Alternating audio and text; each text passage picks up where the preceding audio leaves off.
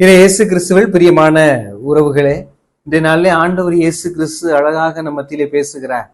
பெரும் சுமை சுமந்து சோர்ந்திருப்போரை எல்லோரும் என்னிடம் வாருங்கள், நான் உங்களுக்கு இளைப்பாறுதல் தருவேன் என சொல்லுகிறார். இது பெரும் சுமை அப்படின்னா என்ன அப்படின்னா, இயேசு சுமந்ததை விடவா நாம் பெரும் சுமையை சுமக்கிறோம் என்று சிந்தித்து பார்க்க வேண்டும். எனவே இரண்டு வகையான சுமைகள் உண்டு. ஒன்று தேவையான சுமை, இன்னொன்று தேவையற்ற சுமை. இப்ப நான் தேவையான சுமையை சுமக்கிறேன் என்றால் அது சுமையாகவே தெரியாது. இப்போ ஒரு கணவர் உழைக்க வெளிநாடுக்கு செல்லுகிறார். எதற்காக செல்லுகிறார்? குடும்ப சுமையை குறைப்பதற்காக அப்படின்னு சொல்றார். அது ஒரு சுகம். அந்த சுமை என்பது ஒரு சுகமாக இருக்கப்படுகிறது. தேவையற்ற சுமை என்ற பல உண்டு. இந்த அவங்க என்னை பத்தி பேசிட்டாங்க, இவங்க என்னை பத்தி பேசிட்டாங்க, அதை பூரா நினைக்கும் போது என் இதயம் பதக்குது, எனக்கு நினைக்கும் போது என் நெஞ்சு கொதிக்குது, என் வயிறு எரியுது அப்படின்னு சொல்லிட்டு பேசக்கூடிய இந்த தேவையற்ற சுமையை பார்க்கிறோம். அப்ப நமக்கு மகிழ்ச்சி தரக்கூடிய சுமைகளை நாம் ஏற்றுக்கொண்டோம் என்றால் நம் வாழ்க்கை எளிதாக இருக்கும். இல்லை, நான் துன்பப்பட வேண்டும் என்று எடுத்துக்கொண்டோம் என்றால் நம்முடைய வாழ்க்கை சிரமமாக இருக்கும் என்று தெரிந்து கொள்ள வேண்டும்.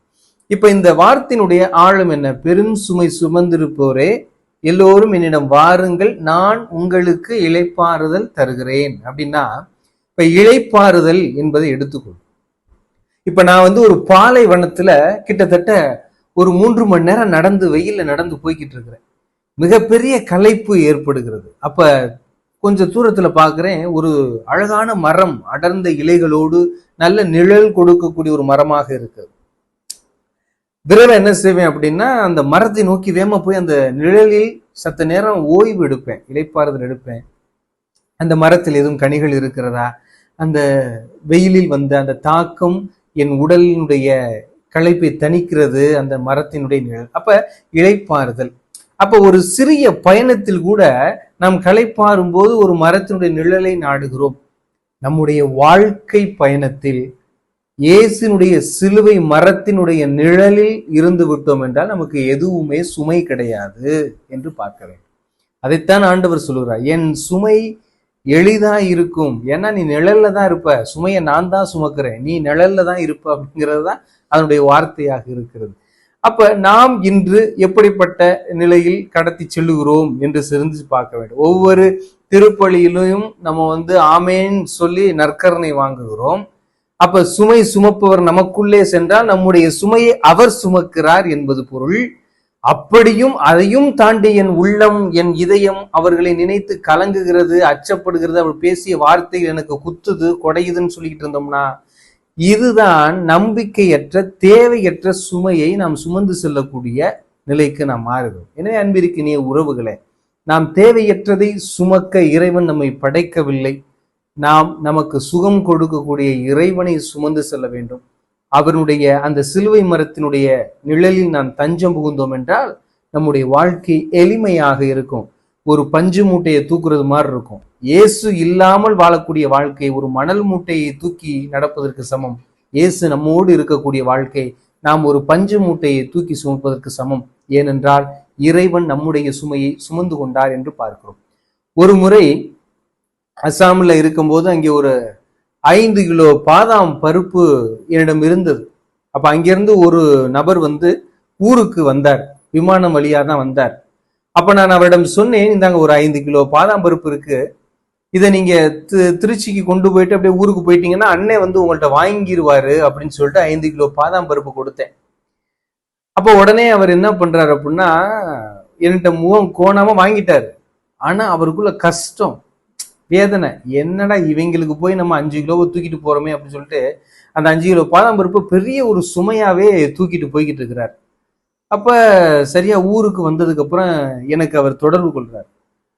ஃபாதர், நான் வந்துட்டேன், உங்க அண்ணனை வாங்கிட்டு போக சொல்லுங்க ஃபாதர் அப்படின்னு சொன்னார். அப்ப நான் சொன்னேன், அண்ணே நீங்க கிட்டத்தட்ட இங்க எனக்கு ரொம்ப உதவி பண்ணியிருக்கிறீங்க. நான் சொன்னது உங்களுக்கு தான். அந்த பாதாம் பருப்பு என் குடும்பத்துக்கு நான் கொடுத்து விடல, உங்களுக்கு தான் நான் அன்பளிப்பா கொடுத்தேன். உங்களுக்குன்னு சொன்னா வாங்க மாட்டீங்களோ அப்படின்னு சங்கடப்பட்டுக்கிட்டு வீட்டுக்கு கொண்டு போங்கன்னு சொன்னேன். அது உங்களுக்கு தானே, நீங்க வச்சுக்கோங்க அப்படின்னு சொல்லி சொன்னேன். உடனடியாக அந்த அண்ணன் அழுதுட்டார். அப்ப சொன்னார், ஃபாதர் நீங்க கொடுத்த போதே என் மனது கடுப்பானது, சோகமாச்சு. என்னடா இதை போய் தூக்கிட்டு போகணுமே அப்படின்னு சொல்லிட்டு கிட்டத்தட்ட அங்கிருந்து புறப்பட்ட பயணம் முதல் கிட்டத்தட்ட 11 மணி நேரம் நான் பெரிய சுமையாகத்தான் அந்த 5 கிலோ பாதாம் பருப்பை கருதினேன். இப்பொழுது எனக்குன் என்று சொல்லும் போது நான் அந்த 15 மணி நேரத்தையும் வீணாக்கிட்டனே அப்படி சொல்லிட்டு தோணுது ஃபாதர், என்னை மன்னிச்சுக்கங்க அப்படின்னு சொல்லி சொன்னார். இதுதான் இன்றைய வாழ்க்கையில் நாமும் யதார்த்தமாக சந்திக்கக்கூடிய ஒரு பிரச்சனை.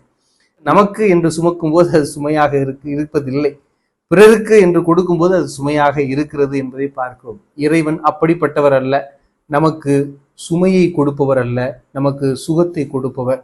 அவர் சிலுவையில் அறையப்பட்டார். எதற்காக என்றால் நாம் மீட்பு அடைய வேண்டும் என்பதற்காக. எனவே அந்த சிலுவை என்பது மீட்பினுடைய அடையாளம்.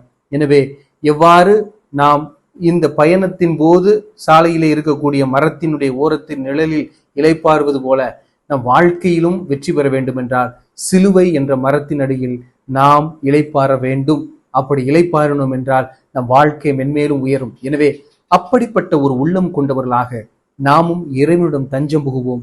இறைவன் என்ற அந்த நிழல் நமக்கு நல்ல இளைப்பாறுதலையும் நமக்கு நல்ல ஒரு சுமையை பாரத்தை குறைக்கக்கூடிய ஒரு நிழலாகவும் அமையும். எனவே அப்படிப்பட்ட உன்னதமான இறைவனிடம் நாம் தஞ்சம் புகுவோம். ஏனென்றால் வேறு எந்த கடவுளும் இப்படிப்பட்ட ஒரு வார்த்தையை பயன்படுத்த மாட்டாங்க.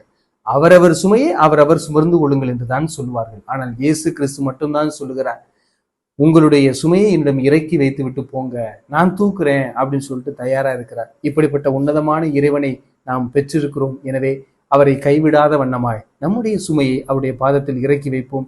அவர் நம்மை வழி நடத்துவாராக. ஆமென்.